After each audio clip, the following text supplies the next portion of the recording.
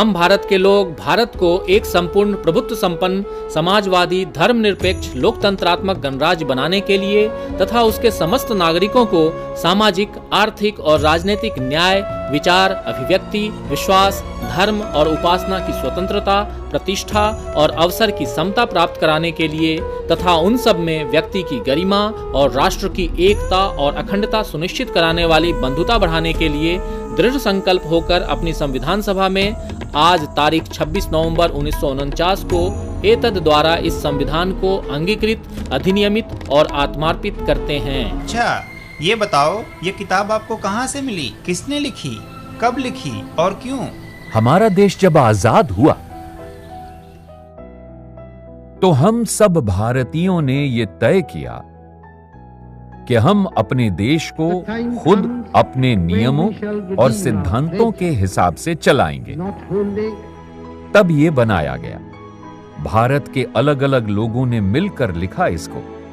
इस किताब में बहुत कुछ लिखा है, जैसे हमारे अधिकार क्या होंगे, देश कैसे चलेगा, चुनाव कैसे होंगे, सरकारें कैसे चलेंगी, कानून कैसे बनेंगे, कोर्ट कचहरी कैसे चलेगी, पंचायतें कैसे चलेंगी आदि। शुरू में हमारे अधिकार, हमारे कर्तव्य, देश की व्यवस्था कैसे चलेगी, तंत्र कैसा होगा, पूरे तंत्र में किस हिस्से की क्या जिम्मेदारी होगी, केंद्र सरकार, राज्य सरकार, पंचायत वगैरह वगैरह। इसकी जड़ तो हमें दिखाई नहीं देती, पर होती सबसे महत्वपूर्ण है। समझ लीजिए, ये उन मानवीय मूल्यों की तरह हैं जो हमें दिखाई तो नहीं देते, पर हमारे व्यवहार और कामों की जड़ में यही होते हैं। ये जो तना है, मानो ये संविधान और इसमें दिए गए मौलिक अधिकार हैं। आगे की सारी शाखाएं इसी से ही निकलती हैं। हर शाखा मानो एक कानून, हर पत्ता फल फूल, प्रावधान, आदेश, नियम आदि। अब ये सूचना का अधिकार हो या मनरेगा, समान वेतन की बात हो, बच्चों और महिलाओं के अधिकार की बात हो, ये सबके अलग अलग हैं। पर आप देख सकते हैं, जुड़े हुए तो ये सब इस तने से ही है ना।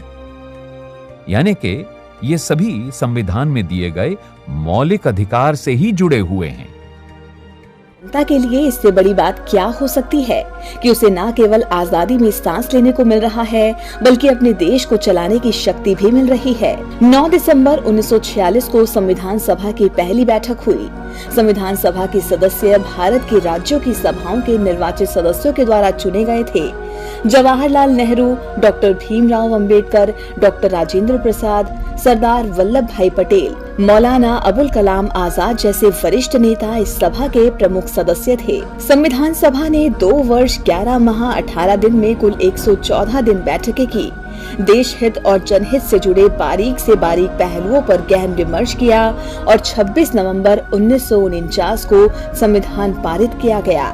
इसके बाद 26 जनवरी 1950 से यह लागू हुआ। भारतीय लोकतांत्रिक व्यवस्था में कार्यपालिका के 3 अंग हैं: राष्ट्रपति, उपराष्ट्रपति और मंत्रिमंडल। यूं तो कार्यपालिका की शक्ति राष्ट्रपति में निहित है, लेकिन भारत में संसदीय व्यवस्था को अपनाया गया है। इसलिए राष्ट्रपति नाम मात्र की कार्यपालिका है और प्रधानमंत्री और उनका मंत्रिमंडल वास्तविक कार्यपालिका है। मंत्रिमंडल का प्रमुख प्रधानमंत्री होता है। देश का प्रशासन, विधियों का पालन, सरकारी नीति का निर्धारण, विधेयकों की तैयारी करना, कानून व्यवस्था बनाए रखना, सामाजिक आर्थिक कल्याण को बढ़ावा देना और विदेश नीति निर्धारित करना जैसे महत्वपूर्ण काम कार्यपालिका में होते हैं और इन्हें करने का दायित्व प्रधानमंत्री और उनके मंत्रिमंडल पर होता है, जिन्हें जनता अपना प्रतिनिधि बनाकर संसद तक भेजती है।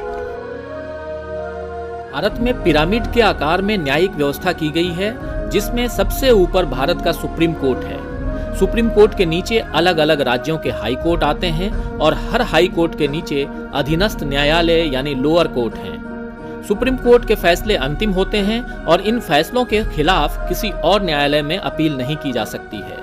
संविधान में साफ उल्लेख है कि सुप्रीम कोर्ट का यह कर्तव्य है कि वह नागरिकों के मूलभूत अधिकारों और स्वतंत्रता पर आंच न आने दे।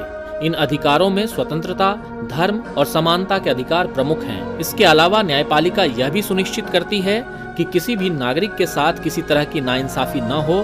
भारत में संघीय शासन प्रणाली की व्यवस्था होने के कारण संविधान के अंतर्गत स्वतंत्र न्यायपालिका की व्यवस्था की गई है। हम चाहते हैं कि देश का नागरिक जागरूक हो और अपने अधिकारों को जाने। ये देश के विकास और खुशहाली का सबसे उत्तम उपाय है। जी हां, आप भी सोचिए और देश की प्रगति में हिस्सेदार बनिए।